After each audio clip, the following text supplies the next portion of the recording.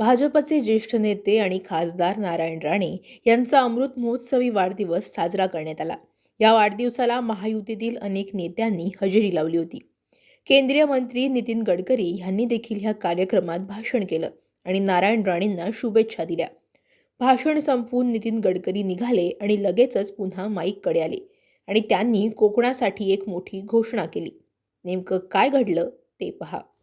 आपल्याला आज 75 वर्ष आपण आज आपलं पदार्पण केलेलं आहे, पण मला विश्वास आहे की आपली प्रकृती उत्तम आहे। एवढे नियमाचे काटेकोर आहात आपण।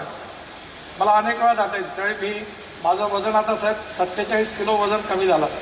मी जेव्हा तुमच्याबरोबर काम करण्यावर 135 किलो होतो। मला म्हणे अरे कशाला खातो एवढं। म्हणजे दरवेळेला सगळ्या बाबतीमध्ये योग्य मार्गदर्शन देणारा। माझा पाय तुटला, ऍक्सिडेंट झाला, स्वतः नागपूरला आले आणि मला न सांगता लगेच डॉक्टर संजयजींना पुण्यात फोन केला, तर नागपूरला जा आणि नितीनचा पाय तुटलेला आहे, काळजी घ्या, त्याचं ऑपरेशन करायचं, काय करते बघा। एखाद्या लहान भावासारखं त्यांनी आमच्यावर प्रेम केलं, त्यांचं ऋण कधी विसरू शकत नाही।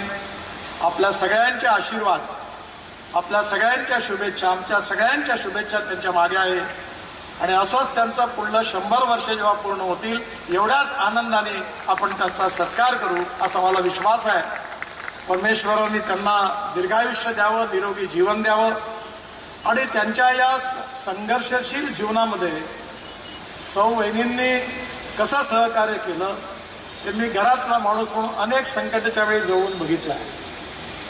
त्या सर्व प्रसंगात त्यांच्या मागे खंबीरपणे उभ्या राहिल्या आणि एक आदर्श संसार देखील त्यांनी सांभाळला।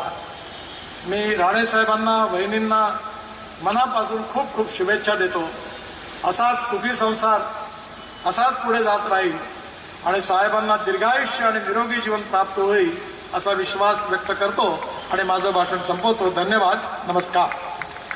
धन्यवाद आदरणीय नितीनजी साहेब यांच्या समवेत आदर का महत्वाचा आहे आणि आदर का येतो हे त्यांची वाणी आणि अमोघ वक्तृत्व ऐकल्यानंतर आपल्याला प्रचिती येते। मी मगाशी म्हटलं की त्यांच्यासोबत ब्रँड येतो। एक आकडेवारी मुद्दाम सांगतो की 2014 पर्यंत रस्त्यांचं जाळं होतं ते 91,000 किलोमीटर होतं। जेव्हा गडकरी साहेबांनी तो पदभार स्वीकारला आजपर्यंत 2026 पर्यंत 1,46,527 एवढं आपल्या रस्त्यांचं जाळं झालेलं आहे आणि हे केवळ गडकरी साहेबांमुळे झालेलं आहे। जोरदार टाळ्या वाजवूया। आणि मी यानंतर हॅलो, मी बोलायला विसरलो, पण आज राणे साहेबांच्या 75व्या दिवशी मला खूप लोकांनी विचारलं, पण या कार्यक्रमात राजकारण किंवा अन्य काही बोलणं बरोबर नाही म्हणून मी बोललो नाही। पण तुम्हाला सांगतो की राणे साहेबांच्या समोर ते शब्दाचे पक्के आहेत। या वर्षी मे महिना समाप्त होण्याच्या आधी मुंबई गोवा मार्ग पूर्ण होईल आणि या पावसाळ्यात तुम्हाला त्रास होणार नाही असं राणेसाहेब वारंवार मला सांगतात। आणि त्याचप्रमाणे कोल्हापूर टू रत्नागिरी हा 90% रस्ता पूर्ण झालेला आहे।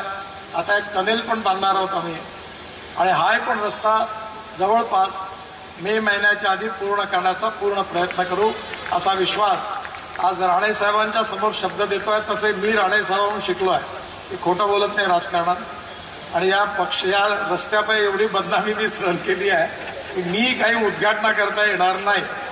आता देवेंद्रजींना सांगितलं की आपण दोघं मिळून गाडीत बसवून एकदा मुंबईवरून निघून गोव्याला जाऊन तिकडनं विमानाने येऊन निघून जाऊ नागपूरला। कारण मलाही दुःख आहे याचं की तुम्हाला पुष्कळ दिवस त्रास सहन करावा लागला। पण आज साहेबांच्या या 75व्या वाढदिवसाच्या दिवशी तुम्हाला विश्वास देतो, साहेबांचा सतत आग्रह, सतत फोन मला राहायचा आणि मे महिन्याच्या आत ते सगळं काम संपेल हा विश्वास देतो। धन्यवाद।